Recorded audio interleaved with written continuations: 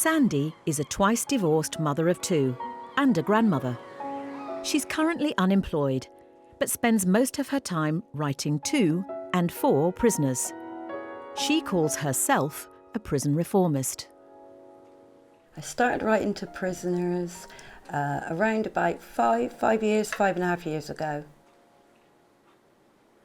I write to the inmates over in USA because I believe everyone has a right to have a friend, no matter if they're incarcerated or in the free world.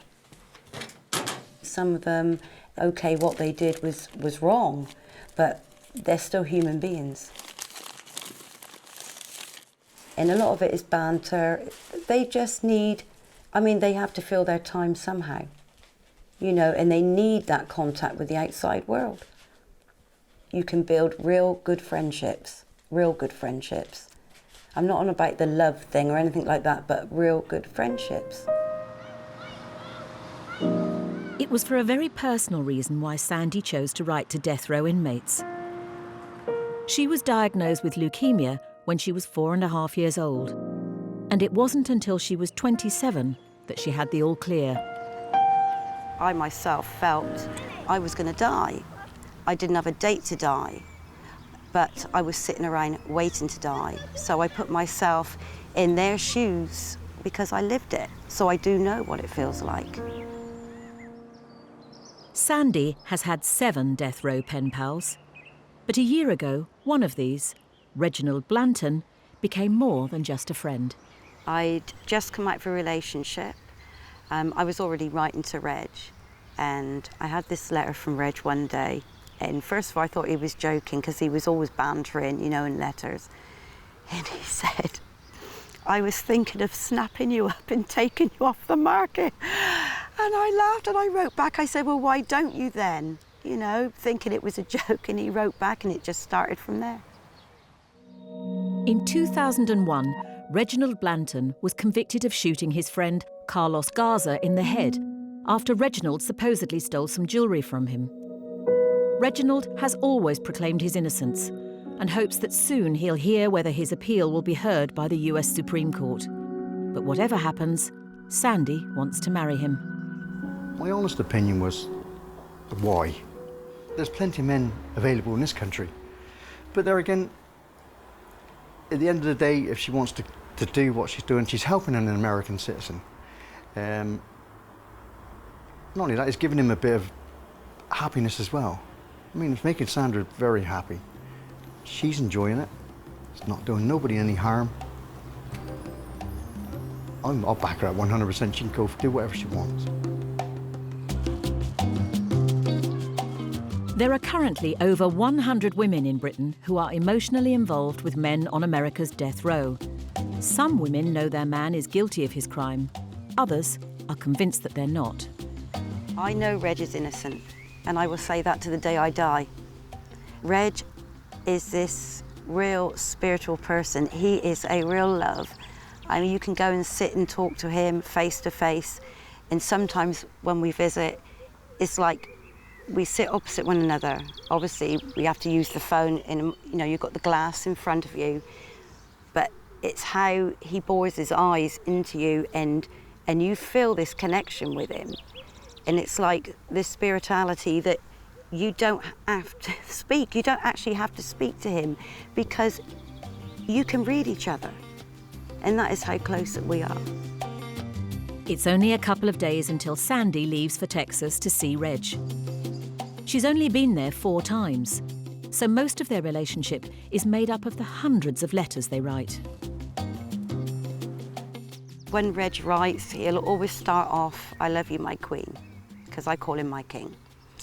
And if he's got something bad that he wants to say to me, he'll say, right, okay, hear me out. But it's just like a normal couple, except we haven't got the normal couple privileges. But I think you can get very close to somebody in a letter. You build a real close friendship. If you want to have sex with somebody that you can't even see or touch, obviously that's when you get the letters. I'm just being honest. They want to write you sex letters or you want to write them. That's entirely up to the individual person. Do we ever argue? Yeah. They, just like anybody else, except it's in letter form. And then when I do go to visit him, that is when I get it. He will sort of say, I'm stubborn. I admit it, yes I am, but then so is he. So, yeah.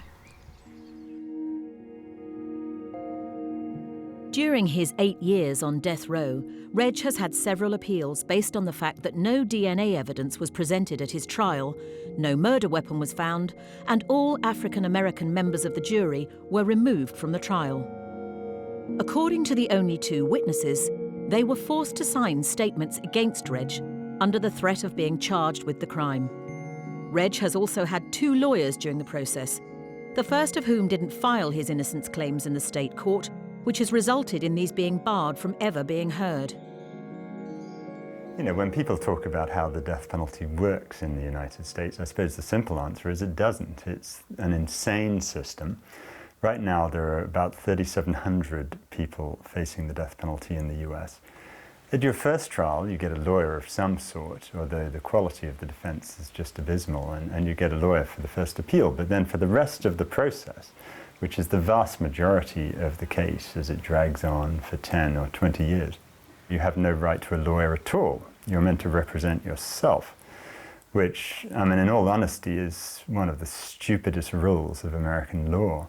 So ultimately, one great criticism of the American system is you end up on death row, not necessarily for the crime you committed, but for the lawyer that you received for the process.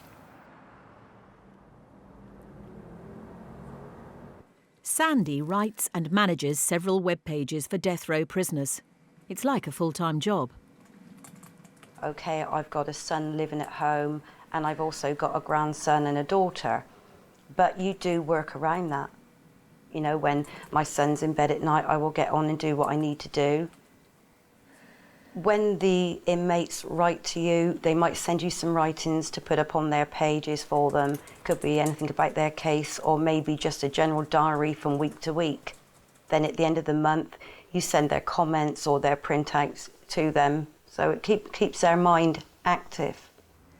I wouldn't say I feel sorry for them, because that is not the word that I should use. I feel for them. And their families, and also the victims' families. It's a system that is not working. But Sandie's determination to help can come with a price. I've had in the past a lot of hate mail via the internet, death threats via the internet, but it hasn't bothered me, because it just shows how shallow some people can be. Well, the hassle's on the internet. I mean, the death threats, and to me, that's just people that don't know Sandra. Until you get to know somebody, I mean, like I say, I've known Sandra all my life, so I know, you know, how she feels. Things like that do hurt, words hurt. But I think she's a strong enough girl to come through at the end of it, hopefully. But you never know, you know. Sandie is leaving for Texas tomorrow, and each time she goes, people always comment. You know, say, okay, if they say, what are you going over there for? I'm going to visit Palunsky Unit Death Row. And then they do ask questions, you know, or were they're convicted, they should be in there or something like that. And I said, well, you don't know Texas then. And I leave it as that.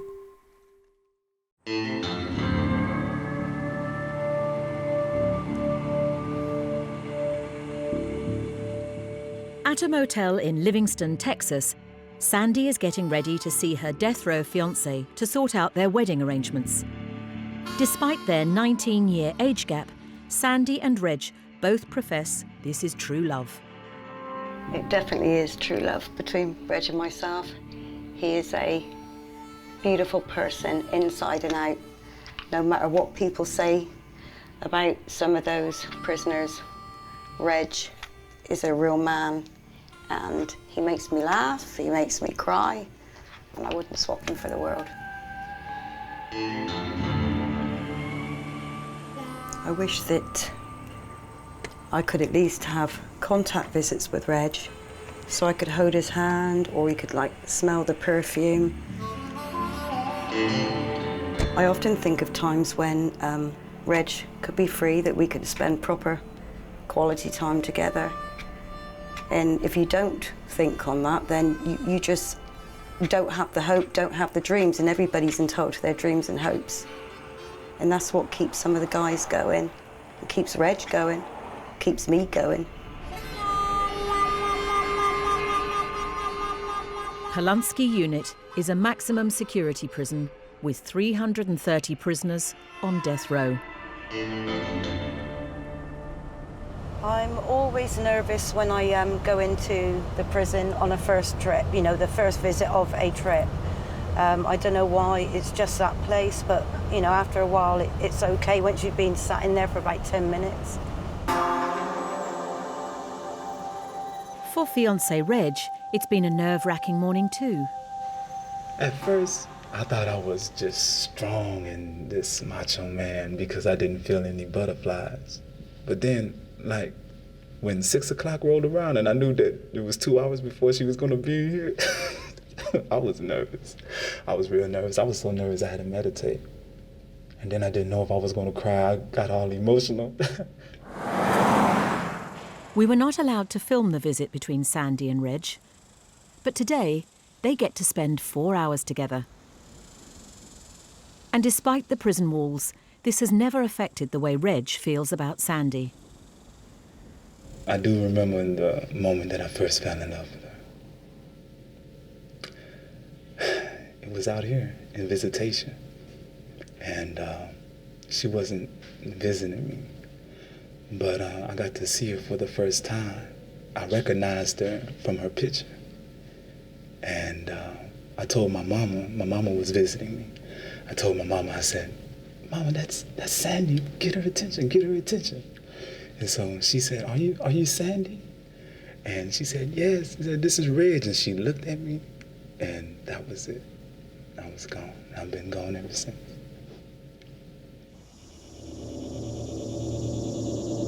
I don't like seeing him in there. When you do go and visit, you just want to break down the glass and get him out, because it's a hellhole. People can say, "Oh, but he's done something wrong, he should be in there." But they should learn to know Reg and then maybe make a judgment. Sandie and Reg tried to enjoy their meeting, but their wedding is the furthest thing from their minds. They've received some serious news. Reg's final attempt for his appeal to be heard by the Supreme Court has been denied, and an execution date will follow any day. Reg he tries not to show it, but you can tell deep down that he is scared. He is scared of being killed because of something that he hasn't done. I'm scared for him. I have my tears. I've just got to stay strong for him, really. Stay more focused. The first thing that went through my mind was her. And I felt like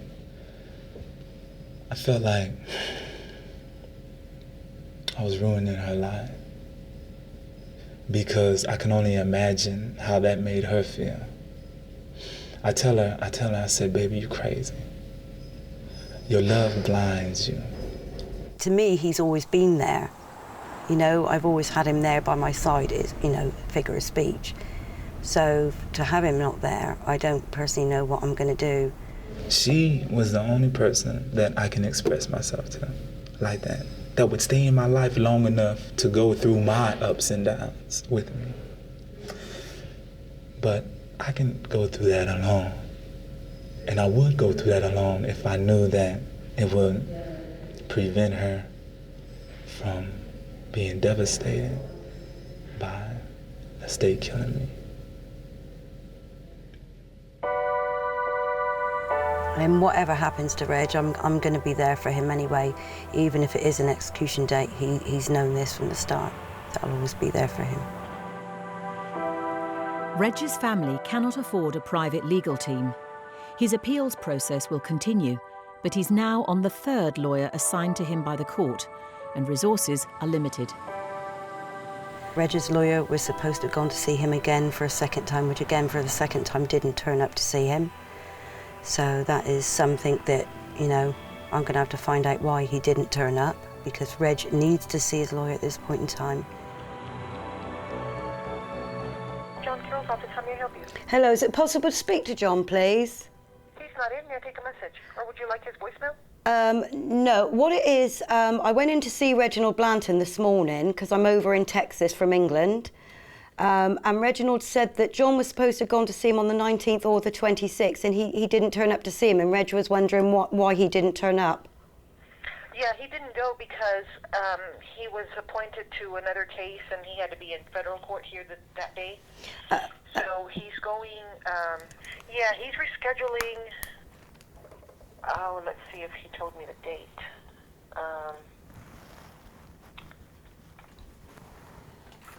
I think it's July 9th that he said he was going to reschedule it to.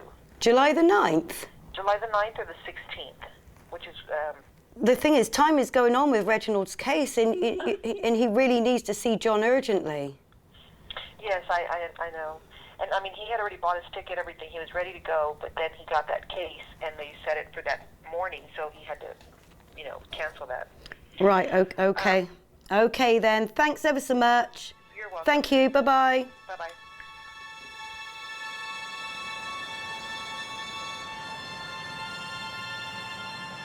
Mama doesn't even know that he didn't turn up Friday. So he didn't, obviously didn't tell Reg's mum, who he's supposed to be in contact with at all times. What a load of bullshit. Clive Stafford Smith is not Reg's lawyer, but has 25 years legal experience as a defence lawyer on American death row cases. Most lawyers don't go into the practice of law to represent poor people for very little money, and in death penalty cases the resources are so limited. I mean, in much of my career in Mississippi and Louisiana, places like that, the most you could get paid for a whole capital case was $1,000, about maybe £600. That was meant to be the lawyer's fee, it was meant to be all the experts, all the investigators, everything. There was one time in Mississippi where we put a lot of work into a case, and so we were being paid about $1 an hour. And we sued them under the federal minimum wage law. They said, at least you should pay us $5.25 an hour, if nothing more than that. If Reg can't get another appeal, it's possible he may only have a few months left to live. Sandie is desperate to marry him, but there's a problem. She's still married to her third husband. He's also on Polunsky death row, on the same wing as Reg.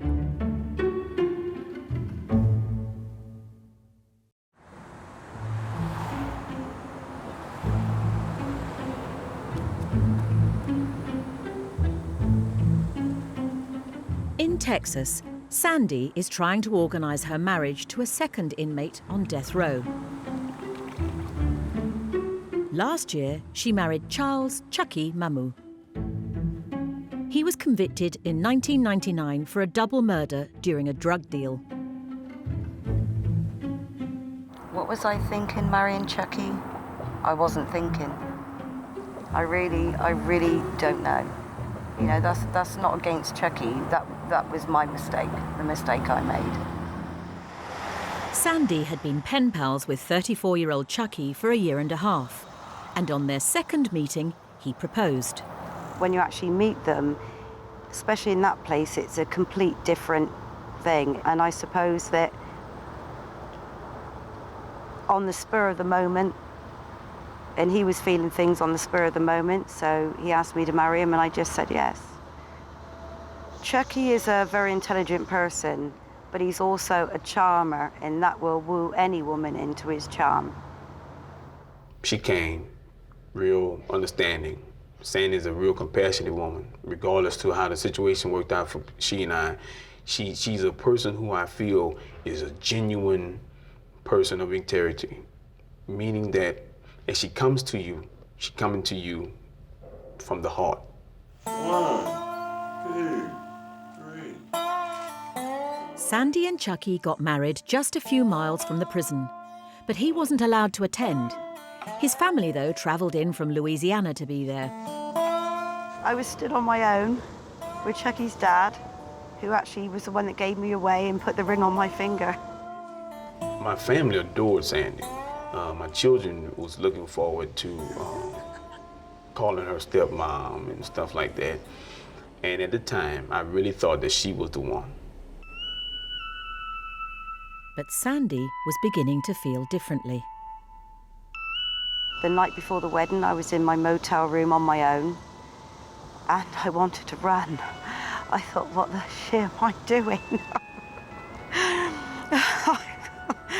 But I went through with it. It was something I just couldn't walk away. I don't think people understand. It was difficult to just got up and got on a plane and gone home. Her then pen pal, Reg, who also knows Chucky, knew something was up. I thought it was just, marriage jitters. So I tried to encourage it.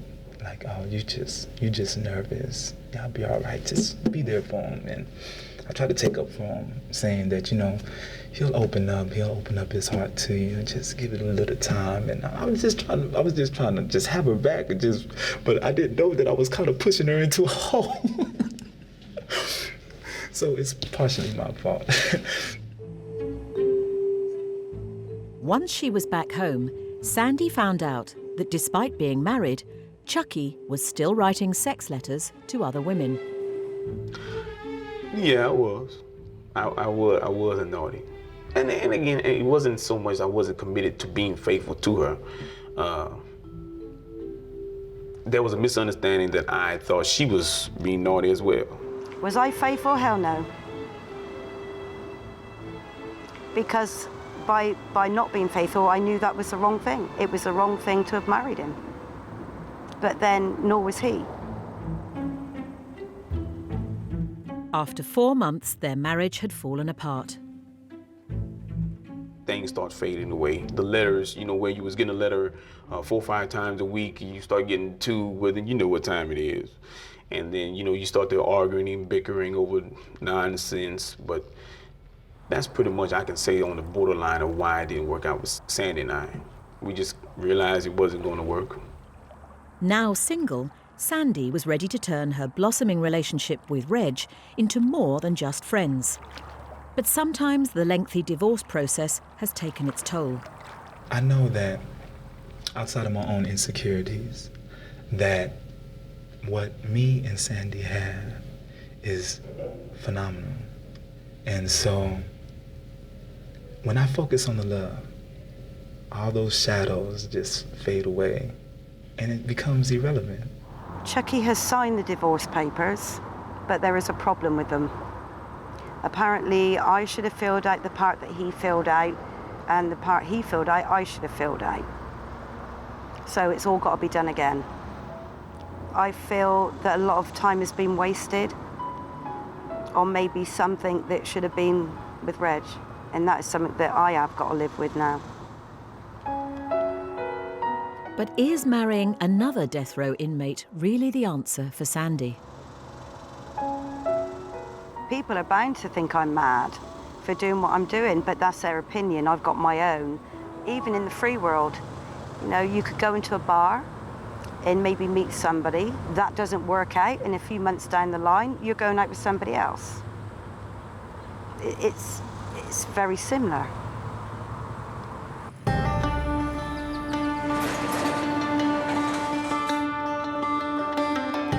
Sandie's travelled 6 hours to San Antonio. Reg's mum has organised a protest march for her son.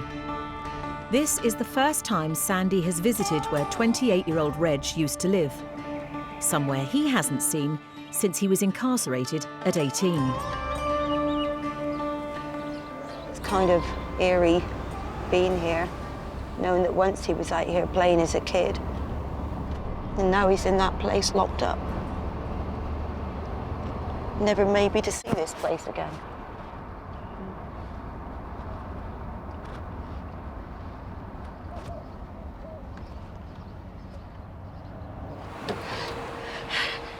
Sandie hasn't seen Reg's mum Anna since last year. But they're very close and spend hours talking on the phone. Look at you. How you doing? It's been a tough 10 years for Reg's mum since he was imprisoned. I feel like I'm alone. You're not alone. You're not alone. Not now, but for a long time I was. And Sandie, that's why I guess we talk so much on the phone. I know. Because you've been a joy to me. I want you to know that I could never. You are precious to me. And I'm so thankful to have you in my life. I want you to know that. I love you. Sandra's relationship with my mama is very important to me. It's like, you know, my mama didn't like any of the women that I've ever been with. None of them. She had names for all of them, and it wasn't the name that they were born with. But they got real close, like sisters, and that kind of blew me away.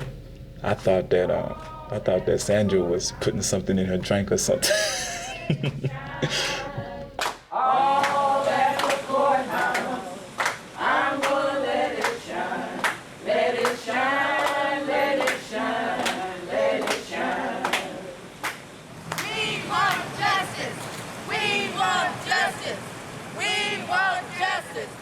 The protest march is taking place outside the courthouse where Reg was convicted and has attracted media attention. Reg and his family and friends are still campaigning for his release. I'm overwhelmed with words because of the love that I'm seeing amongst everybody. You know, it softened my heart, but I need to keep my heart strong because of what the legal system's trying to do to my brother. And it's wonderful that Sandie, being here, being my brother's fiance, showing much support to stand by his side, stand by his innocence. What she is doing, I mean, myself, I couldn't see myself waiting for somebody to come out of prison. So it goes to show it goes way beyond that. It's love, it's love. And that's what this world should be about love, not taking any man's life.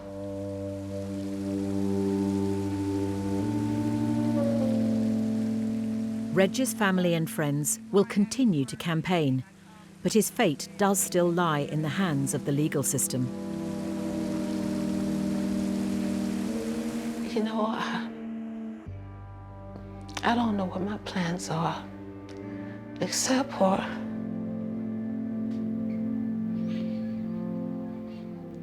fighting for my son's life.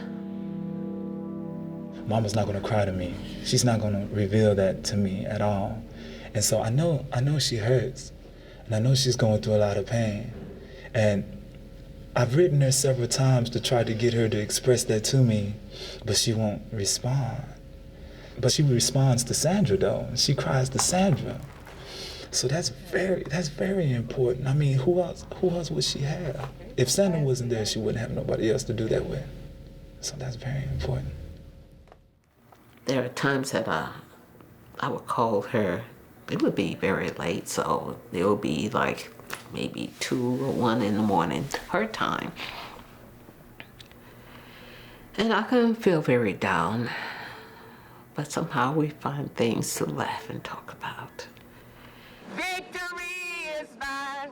Tonight, as Sandie gets ready to leave Texas, the news item of the courthouse protest is being broadcast. Oh my God, look! It was a very emotional day today, very emotional. So I just feel drained. It might not, I'm not even gonna say no more on that. Oh, that is so... Tomorrow, Sandie is heading back home for what could be months of stress and insecurity. Once I get back to good old England, first of all, I know my divorce is got to come through, or should be through, and then Reg and myself can make plans for the forthcoming marriage. But with reference to his case, I'm going to keep in contact with his lawyer to find out what he's going to be doing, keep in contact with Anna because we have got to look for a different way to get Reg some more exposure for his case.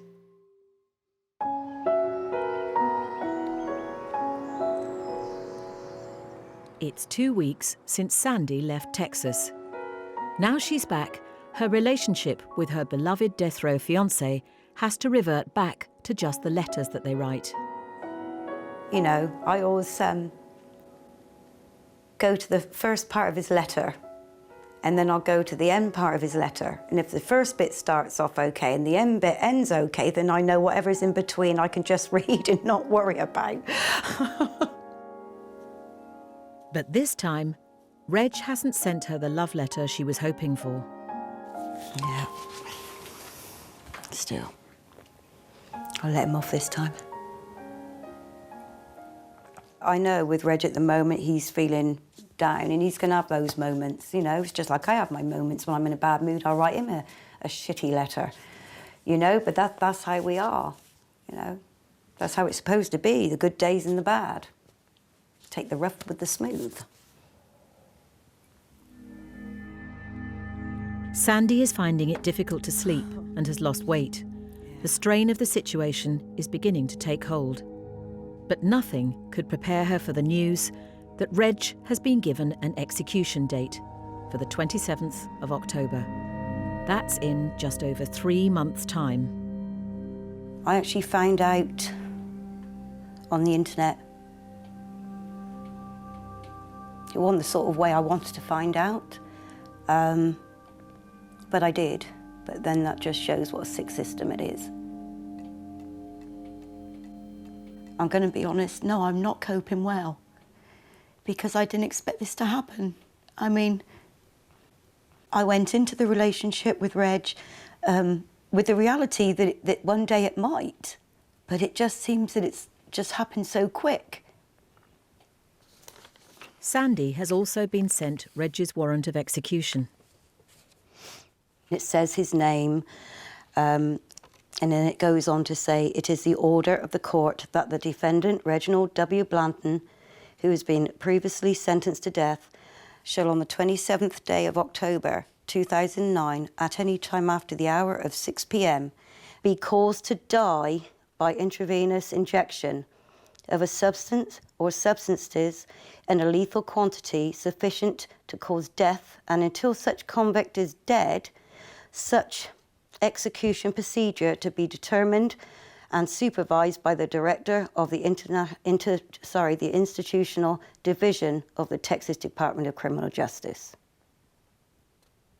I mean, just like that, and that is how it's sent to Reg. That's his life.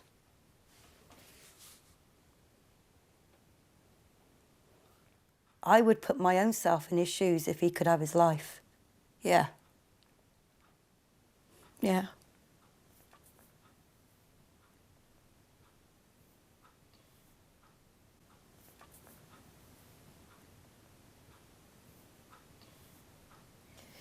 Because I believe in him so much, despite what people are going to say out there, I don't give a toss, really. All I know is I know Reg. And I'll always have his back, and I know for a fact he's always got my back. Yeah.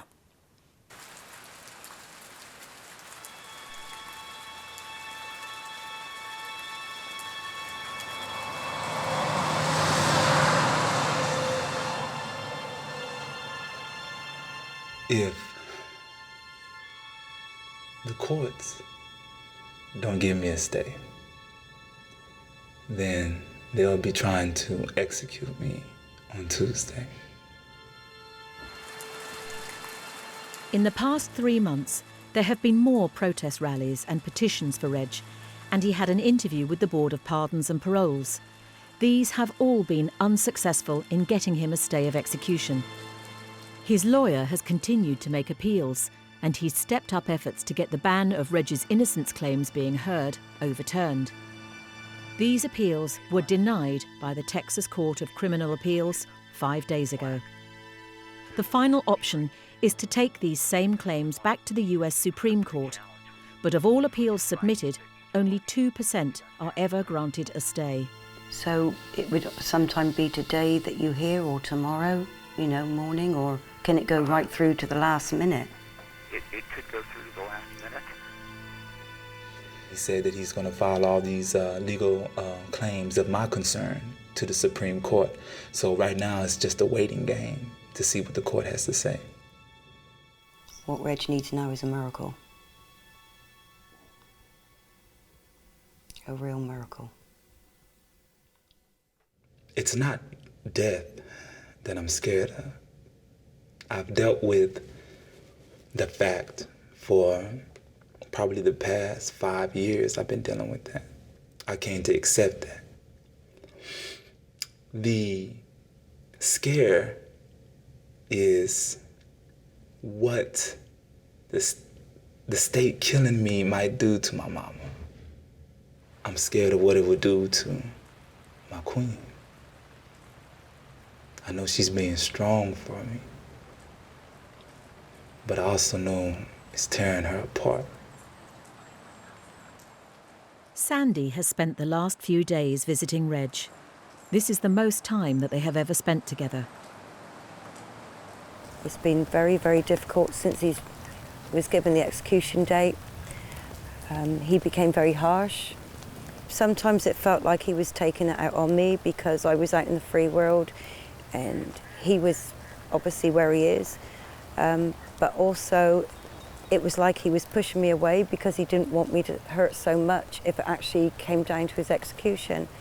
But when you can actually air your differences on a face-to-face level, it is much easier to get it sorted. She tells me sometimes when we have our little arguments, right, that it wouldn't matter if I was there with you. And I think about that sometimes. When you're in the heat of battle, you're like, yeah, it will matter even if you're face to face. But when she comes face to face, you just melt. And then you get mad at yourself for melting, right? But that's what it is. That's that love. The love overpowers everything. Sandie and Reg wanted to get married, but her divorce from Chucky has still not come through. The only thing Sandie could do was change her name by deed poll. She is now officially Sandie Blanton. I've been calling Sandie Blanton for a long time, but it's kind of like her putting a ring on my finger to have her actually change her name like that. So that's kind of like what that felt like. Yeah, I was calling it that for a long time now, but to have her do it officially, that feels real beautiful. In the days leading up to an execution, death row offenders can have all-day visits with their family and friends. They're still not allowed any contact, but have a private room with a glass partition. Today, Sandie and Reg have spent an emotional 8 hours together before his execution tomorrow.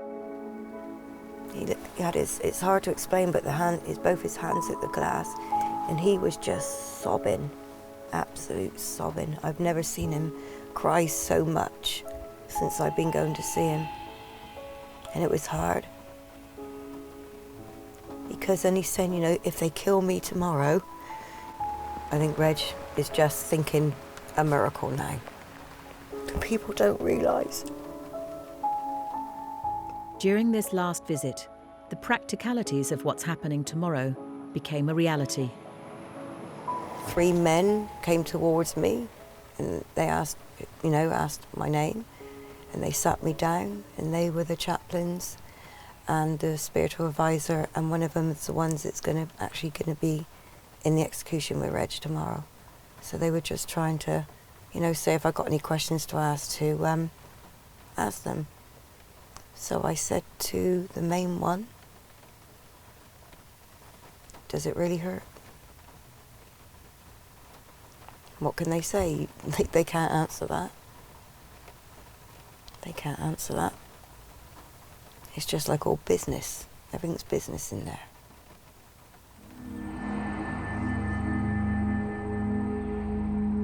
It's the afternoon of the execution day. There is no word from Reg's lawyer, and because the US Supreme Court can make a decision up to the very last minute, Sandie has had to leave to go to Huntsville in case the execution goes ahead.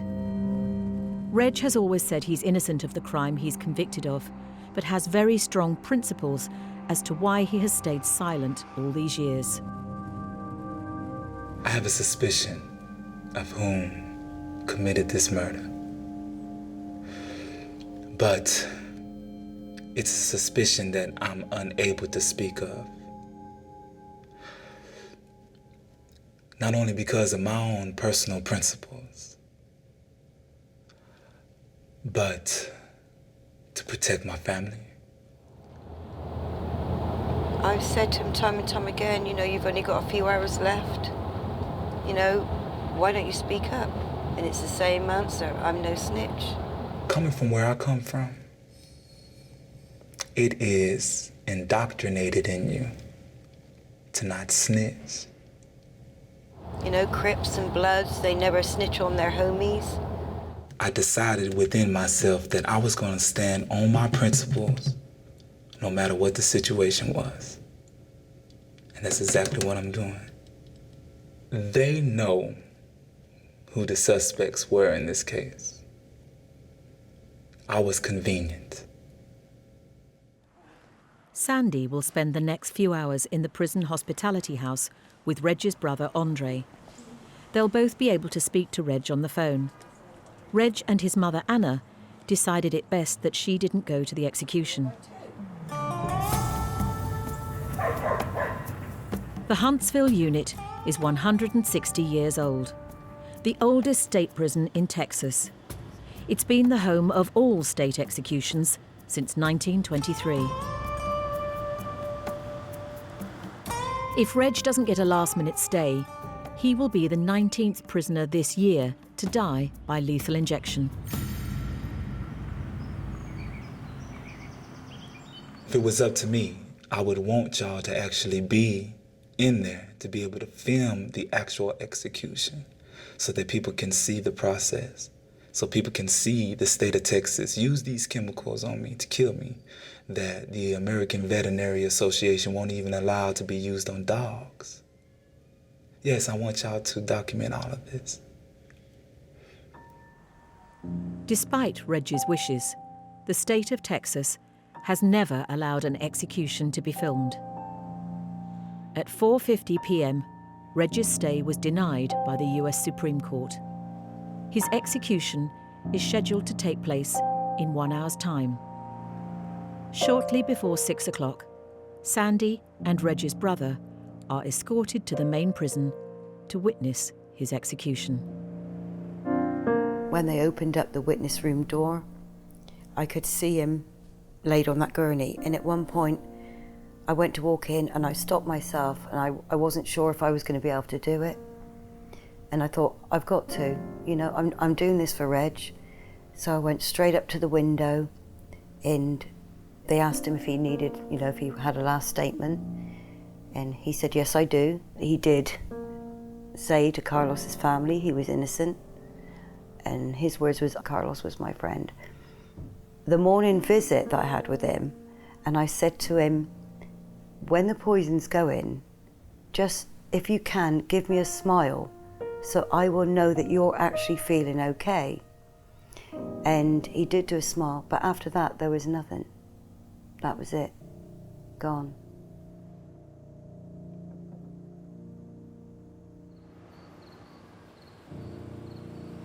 After everything that we've been through, after all the love we shared and all the fighting we did, that the only way that they allow her to touch me is in my death. I think that would be like spitting on her. I don't even want to think about what that might mean to my queen.